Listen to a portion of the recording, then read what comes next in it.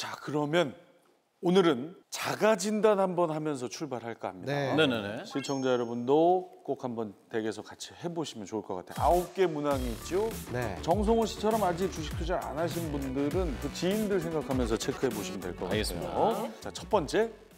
나는 종종 지인, 직장 동료들의 추천으로 종목 매수를 한다. 저도 좀 하면서요. 두 번째, 바이오 임상 승인 뉴스를 보고 해당 종목을 사곤 한다.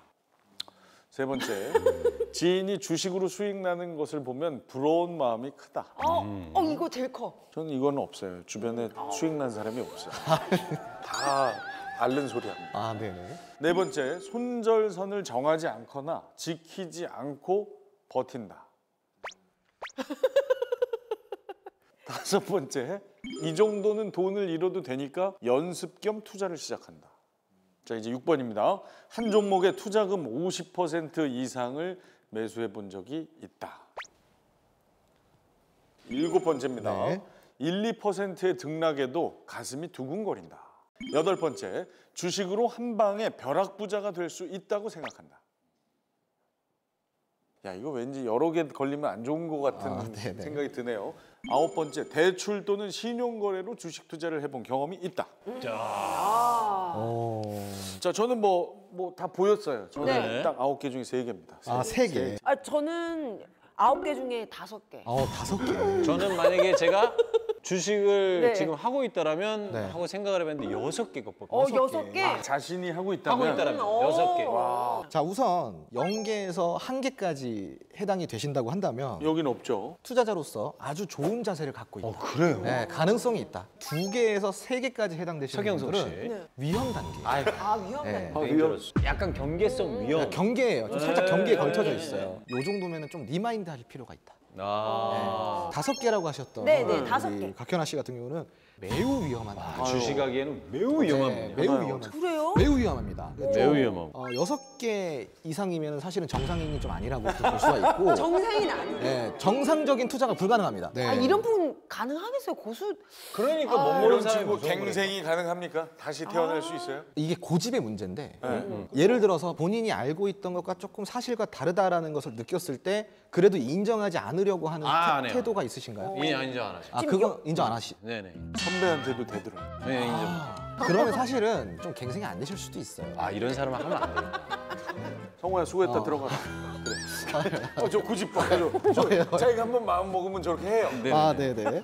저는 그래서 그 어느 곳에서도 고집을 부리셔도 저는 상관은 안 하는데 주식만큼은 고집 부리면 안 됩니다. 그러면 지금 방금 항목들이 우리 네. 주식 투자자분들이 네. 버려야 할 습관들이고. 그렇죠. 저런 습관은 가지면 안 된다라는 겁니다. 자, 이렇게 주식 투자에 대한 알매 확장을 돕는 주식이 머니 카카오 채널 톡에서 주식이 머니를 검색한 후에 친구 추가해 주십시오. 정성호 씨 같은 주식 초보분들을 위해서 주식의 기초를 다질 수 있는 주식 기초 용어집부터 실전 투자 전문가 홍주원 소장의 노하우가 담겨 있는 주식 교과서까지 무료로 제공해 드립니다. 그리고 주식에 대한 말 못할 고민, 주식에 대한 궁금증까지 시간상 방송에서 모두 다룰 수 없는 내용들 주식이 뭐니 채널 통해서 홍주원 소장이 직접 속 시원하게 풀어드리겠습니다. 자, 주식의 기본을 조금이라도 다졌다면 이제부터는 주목해야 할 돈이 되는 주식을 알아봅니다. 주식이 뭐니? 오늘의 주제를 바로 공개합니다.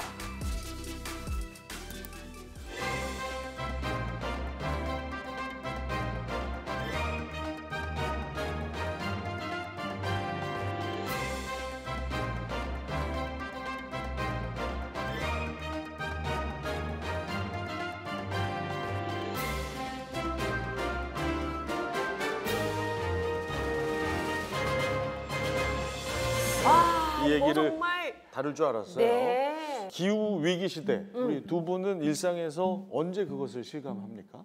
저는 뭐 일단은 출근할 때 아이들이 이제 학교 등교하잖아요. 앞이 뿌예.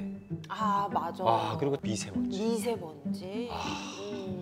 제가 전원주택 이런 분위기에 살거든요. 그래요? 예전보다 벌이 없어졌어요. 어머나. 꽃도 피는 시기가 지금 막 좀 다르고 야 이거 좀 기후에 문제가 있다. 확 느꼈죠 저는. 최근에 그 강원도에서 사고 난다는 얘기 들어보셨어요? 오? 제주도에서 재배되던 천혜향, 레드향 남부지방에서 웬만하면 다 재배됩니다. 이야. 그만큼 더워지고 맞아요. 있다는 얘기예요. 네, 맞습니다. 그러니까 지금 기후가 올라가면 올라갈수록 농업에 큰 타격이 있을 수밖에 없어요. 그 지구 표면 온도가 1도가 올라가면 어떻게 될 것 같으세요? 아니 1도 네. 정도는 우리가 그러니까 느낄 수가 없는 거 아닙니까? 뭐 달라지는 거에 대해서. 네, 네. 맞아요. 1도야 뭐. 그렇게들 다들 생각하시는데 네. 1도가 올라가면은 가뭄에 시달리는 국가가 지금보다 30% 이상 늘어나고요. 30%요? 그리고 물 부족 국가가? 예, 물 부족 국가가 지금보다 20% 이상 늘어납니다. 아니 뭐 1도 무시했는데 이거 정말 위험한 거였네요. 예를 들어서 지금보다 3도가 올라가잖아요. 인류 멸망이고 핵전쟁까지 갈 수도 있는 겁니다. 에? 살기 위해서. 국가들이 살아남기 위해서. 더 좋은 것을 찾겠죠. 네? 자원을 찾고. 그래서 지금 최근에 이 탄소 중립에 대한 이야기가 많이 나오고 있는 이유이기도 하죠. 이제는 뭐 탄소 중립, 넷제로 이런 이야기는 뭐 아주 네, 일반적인 이야기가 돼버렸는데 배출되는 탄소하고 흡수되는 탄소량을 같게 해서 네. 탄소의 순 배출이 0이 되게 제로가 되게 하는 걸 우리가 넷제로라고 맞아요. 하는 네, 거죠. 정확하게 알고 계시네요. 그러니까. 아. 그리고 이제 국제 에너지 기구 IEA는 2050년까지 지구 온난화의 주범인 탄소 순 배출량을 제로로 만들 계획이라고 했는데 네. 자, 전 세계인의 그 화두인 만큼 당위성에 대해서는 이견이 없습니다. 그런데 이제 어떻게 할 것인가에 대해서 논의가 집중되고 있어요. 네. 지금은 현재 이제 이런 논의가 유럽이 좀 앞장서고 있는 상황이라고 합니다. 전 분야에서 패권 전쟁을 벌이고 있는 두 국가가 있죠. 바로 미국과 중국인데 네. 이 미국과 중국도 위험 의식이 굉장히 높아져 있어요. 그래서 선제적 대응에 본격적으로 지금 뛰어들어서 같이 협력하고 있는 분위기라고 할 수 있겠습니다. 네. 특히 이제 여러분들이 중국 하면은 떠오르는 기업이 몇 가지 있을 건데 화웨이라고 화웨이 유명하죠. 그 화웨이라는 기업이 재생에너지의 생산량을 늘리고 제품의 생산 그리고 포장 단계에서 탄소 배출을 줄이고 있는 상황이고 네. 실질적으로 줄여졌어요. 네. 그래서 그런 점을 인정을 받아서 CDP의 기후변화 대응에서 최상위 등급을 받았다라는 거죠. 아니 소장님 네. 진짜 미세먼지 환경오염하면서 먼저 떠올랐던 나라가 먼저 이렇게 앞장서서 하고 있다고요? 지금 중국 같은 경우는 이 재생에너지 발전량을 누구보다 앞서가려고 굉장히 노력하고 있는 국가 중에 하나라는 거예요. 네, 지금 표를 보시면은 저 중국이 좀 압도적으로 재생에너지 생산량이 높다라는 것을 보여주고 있습니다. 정말 압도적인데요? 네. 2위하고 차이가 어휴, 엄청난데요. 그럼요. 더 놀라운 것은 네네. 이제 알리바바나 텐센트, 바이두 같은 중국의 거대 IT 기업들이 삼성전자보다도 1년 빠른 2021년에 일제히 탄소 중립을 선언한 것이라는 점입니다. 야. 네, 시진핑 주석이 2020년도에 유엔 총회에서 탄소 중립을 선언한 이래 중국은 기후위기 대응에 있어서 박차를 가하고 있다 이렇게 좀 보시면 좋을 것 같고요. 그리고 중국은 이미 10년 전부터 네네네. 뭐 풍력 에너지, 태양광 에너지 이런 발전 사업에 미리부터 뛰어들어 있는 상황이다 보니까 네. 선점력이 아주 대단히 높은 상황이다. 근데 잠깐 생각을 해보니까 네네. 이해가 가요. 중국이 원래 폭염, 뭐 가뭄, 폭우 동시에 겪으면서 정말 이상기후 때문에 몸살을 앓고 있는 것도 사실이지 않습니까? 맞아요. 요즘은 또 중국이잖아요. 허리케인까지 뭐 나타나고 막 그랬잖아요. 맞아요. 그 넷제로를 위해서 세계가 어떻게 움직이고 있는지 우리가 이런 것을 좀 살펴볼 필요가 있어요. 2020년도부터 청정에너지 투자액이 급증하고 있는데 배경에는 무엇이 있을까? 바로 러시아와 우크라이나의 전쟁이에요. 이때 우리가 뭘 겪었냐? 인플레이션을 겪었습니다. 맞아요. 네. 모든 제품을 생산하고 만들어내고 찍어내서 유통하는 이런 과정에 필요한 게 뭐죠? 에너지죠. 맞아요. 에너지예요. 그 에너지가 공급이 수월하지 않다 보니까 물품의 가격들이 올라가는 거예요. 그때부터 대체 에너지를 찾기 시작합니다. 여러분들이 알고 있는 대체 에너지가 무엇이 있을까요? 태양열. 태양광. 오, 오. 네. 그리고 숙명. 수소, 네, 맞아요. 수소도 있고, 전기. 네, 전기도 있고. 그래서 에너지를 전환하자. 에너지를 전환하는데 기업들이 필요한 지원이 있다고 한다면은 국가 차원에서 지원을 해주겠다. 하나의 예로 미국의 석유 기업이 전기차에 필요한 배터리 광물을 채굴하는 사업을 다시 신설했다라는 거예요. 석유 기업이요? 석유 기업이. 아니 자기네 회사 망하라고. 아니지 빠르게 잘 전환하는 전환하겠다. 거지.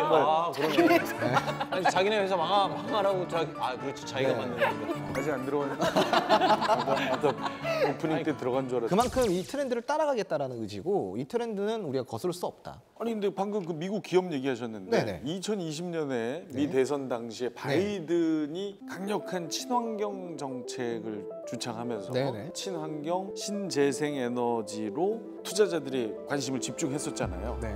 그런데 실제로는 생각보다 주목을 못 받았단 말이에요. 이 부분은 네. 실전 투자 부분이에요.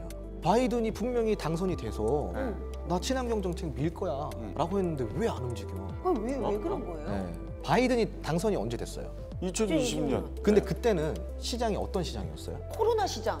코로나 시장 그 대상승장이었죠. 그쵸, 완전 불장이었죠. 그러니까 또 다른 산업을 이끌어 와서 음. 이 지수를 끌어올리기에는 지금 투자 심리가 더 이상 올라가지 못하고 있는 거예요. 아, 이미 절정에 달았다. 그렇죠. 네. 조금 얼어붙기 시작하는 초입 단계에서 이런 정책들이 붙어버리니까 이러한 심리 작용으로 인해서 이런 친환경 대체 에너지가 좀 움직이지 못했다라는 거죠. 이게 주식 센스인 것 같아요. 그렇죠. 그러네. 그냥 뉴스 보고 좋다고 해서 무조건 들어가면 이게 안 되더라고요. 그렇다면 이런 상황 속에서도 홍주원 소장은 대체 에너지 관련 종목에서 수익을 낸 게 있을까? 실전 투자 전문가 홍주원 소장의 실력 제대로 공개하는 이름하여 홍주원 픽 보겠습니다.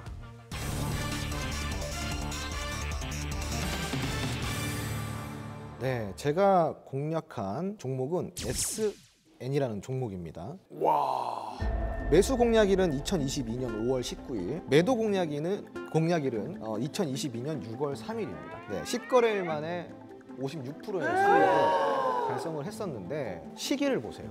시기. 네, 22년 5월이잖아요. 네. 5월에서 그러니까 바이든 대통령이 당선이 되고 나서 꽤 지난 시점입니다. 네, 맞아요. 그죠? 네.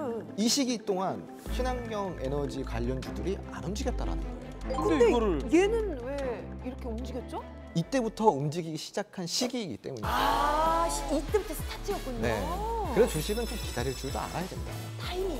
그렇죠. 또 그런 게 있어요? 네. 섣불리 그 얘기만 듣자마자 그렇죠. 이렇게 투자를 하는 건 네. 위험할 수 있다. 위험할 수 있다는 그런데 왜 SN을 뽑으셨는지가 전 그 이유도 너무 궁금하거든요. 이 당시에 유럽에서 신재생 에너지에 400조를 투자한다는 발표를 했어요. 네. 근데 SDN 같은 경우는요, 태양광 발전 시스템을 다루고 있는 기업입니다. 네. 태양 전지판이라고 하는 이 모듈을 공급하고 있는 기업이고요. 기술도 좋고, 아, 회사가 탄탄하다. 네, 점유율도 좋고. 근데 알맹이가 꽉 찬다고 해서 우리가 공략할 수 없겠죠. 네. 뭐가 또 필요하죠? 타이밍. 타이밍이 필요하죠. 이 주가가 과연 내가 매수할 만한 주가냐? 그게 핵심인 거예요.